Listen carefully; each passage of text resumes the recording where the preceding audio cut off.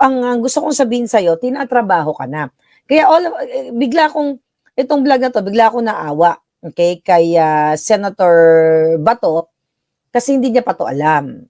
Okay, hindi ko pa to alam, palangging. Itong si Kilay Escudero, ikaw Kilay, traidor ka, taksil ka sa inang bayan. Bakit ka makikipagsabwatan kay Butod? Sino si Butod? Si Palaka, si Lisa Tanas, name it. Ay nag-uusap si Butod, si Lisa Tanas at si Kilay na harangan si Bato sa kanyang resolusyon para i-open ang investigation sa sa laban sa pulburon. I want to warning Senator Bato kasi ito ang nanggaling sa aking puting ahas. Senator Bato, nag-release ka ng statement, di ba? Yesterday, na ipapatawag mo si Pangulong Duterte at ang iba pang mga sangkot dito sa war on pulburon o war on D na ito. Dahil ang sabi mo nga na baka si Pangulong Duterte ay pumunta o as a resource person ay talagang a-attend siya dito sa Senate hearing na gagawin mo. So ngayon, ang gusto kong sabihin sa'yo, tinatrabaho ka na.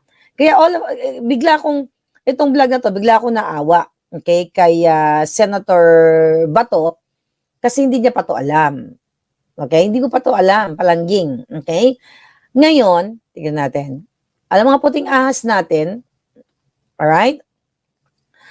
Ang utos, ang marching order ni Lisa Tanas ay haharangan, okay, ang motu proprio o yung investigation nagagawin ni Senator Bato para dito sa war on D na ito. Senator Bato, now you know. Okay? I don't know ano ang mga eksena dyan, di ba? Kasi lalatag ka ng, for sure, ng resolusyon para i-open yung investigation dito sa war on D na ito. Since na kayo naman ang dinidiin ng bangag na administrasyon na ito, at ng Butod na ito. Itong si Kilay Escudero, ikaw Kilay, traidor ka, taksil ka sa inang bayan. Bakit ka makikipagsabwatan kay Butod? Sino si Butod? Si Palaka, si Lisa Tanas, name it, kidnapper, smuggler. Bakit ka makikipagsabwatan kay Butod? Well, alam namin kung ano ang reason bakit ka makikipagsabwatan kay Butod. Pero mga kababayan, paalam nyo kay Senator Bato, ngayon mag-comment kayo dyan sa kanya. Dati, boljak pa. Yung ngayon, i-comment nyo sa kanya na ang napag-alaman ni Maharlika coming from the puting ahas ay nag-uusap si Butod, si Lisa Tanas at si Kilay na harangan si Bato sa kanyang resolusyon para i-open ang investigation sa laban sa pulburon o war on D. Bakit naaalarma ang iho di punggol, okay, ang yawa nga si Lisa Tanas, ang linti, di ba? Bakit niya hinaharangan ito? Okay? Alam nyo na. Dahil ayaw nilang malaman ninyo. Alright? Ayaw nilang malaman ninyo, marinig ninyo ang magiging testimonya ng mga resource person o mga resource personalities na kung saan hindi galing sa kulungan. So, eto po, mainit-init na balita na pinupush ni Lisa Tanas, wag mong palusutin si Bato. Wag yang ano na yan. Kasi chairman si Senator Bato sa Committee on, di ba? Drugs and Public Order. So, yun mga palangga. Prada Lucio, Butod is very untidy and trash. We all know that. Given na yan palangga. Di ba? Nangungulangot kung saan-saan na lang daw gaga. Alpotera ang linti. Alright. Uy, Nelson Suwal palangga. Kumusta mga book natin dyan? Attorney Vic na mamayagpag ba? Paki-dispatch na lahat yan. So yan po.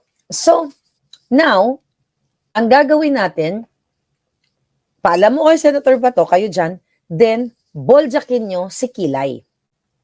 Yung Jotang Ginemis na yan, okay, na akala mong makata, wala siyang karapatan, harangan, yung mga resolusyon na yan, na kung saan makakapagbigay ng linaw sa taong bayan para marinig natin. Di ba? Hindi natin alam. Baka si Pangulong Duterte mayroon pang ibang mga revelasyon. Okay? At yung mga sangkot sa alitagtag, di ba? Pwede lang hukayin yung nategi na resort, nategi na dasa. But just kidding aside, mga palangga. So, ipatawag lahat ang sangkot sa pulburon issue na ito. Hindi lang yung mga preso. So gusto ko lang pong dinawin sa inyo mga palangga na tinatrabaho ni Butod, ni Lisa Tanas, ni Butod kidnapper, smuggler, kawatan, jejemon, lahat na hinahawakan ang pitoy. Okay? Hinahawakan ang pitoy ni Kilay. Okay? Para hindi ma-push etong hearing. Ito yung motto proprio nga to investigate about the war on D since eto naman ang gusto nilang ilagay sa kokote ng taong bayan na itong war on D panahon ni Duterte, maraming nategi, EJK, chuchu-chuchu. Dahil yan ang gusto nilang palabasin dyan sa Congress. And this time, Escudero, my question to you. Kung susundin mo si Lisa Tanas, dahil alam ng puting ahas, according to my puting ahas, haharangan mo ang investigation. Inalok ka ba ni Lisa ng kabayaran para may pang-shopping ang iyong Diyosawang romarampa sa bato-bato?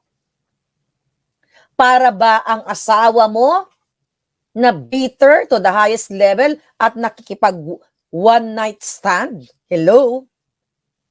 Imagine mo, ang jowa mo, self-proclaimed. Anong tawag doon? One night stander? Ganun ba yon? Yan, yun ang question sa iyo, ang tanong ng taong bayan, kung haharangan mo ito, keso, kilay, magkano ang kapalit? Para ba ang asawa mo may pangbili ng Bulgari para ilagay sa aso? Yan ba ang kapalit? Sumagot ka. Dahil ito'y mainit-init na impormasyon na gusto mong harangan ang motu proprio, ang investigasyon ni Bato de la Rosa, ni Senator Bato. Now, you know, Senator Bato, I'm telling you, last year, masyado ka kasing mabait. May Bisaya kasi mabait. Buutan naman kasi talaga mga Bisaya. Kaso lang, ako lang ang Bisaya na kaya kong laputi ko ng mga bilat na mga linti na yan. At yung giti ni Kilay. May giti ba siya? Anyway, yun yung tanong ng taong bayan. Bakit, according to my source, ay nakikipagsabuatan ka Kilay kay Satanas para harangan ang investigation? Sa magkanong kapalit? Kasi ayon sa ating mga netizen, yung Diyosawa mo, may pelikula ba yan? Hindi ko naman siya hindi ko naman pinapalo yan. Nakikita ko lang sa mga reel. Laging nagrarampa sa batuhan.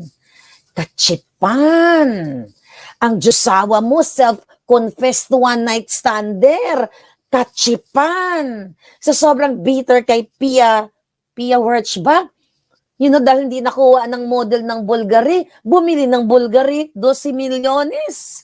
Ang tanong, saan galing ang pinangbili ng Bulgari? Bisaya na si Inday. Saan galing? Ang tanong ng bayan, yan ba ay galing sa kaba ng bayan since wala namang pelikula? Dahil ang asawa mo, okay, anong ginagawa? Bumibili ng mga designers, hindi naman siya model. Nagbili-bili siya doon para irampa niya sa bato-bato. Iba, yung model ka, pinararampa ka sa stage. Binibigyan ka ng paldo, bayad sa mo, at binibigyan ka ng mga damit, katulad ni Pia Wurtzbach. Pagkakataon ko na to para mag-comment dito sa issue na to.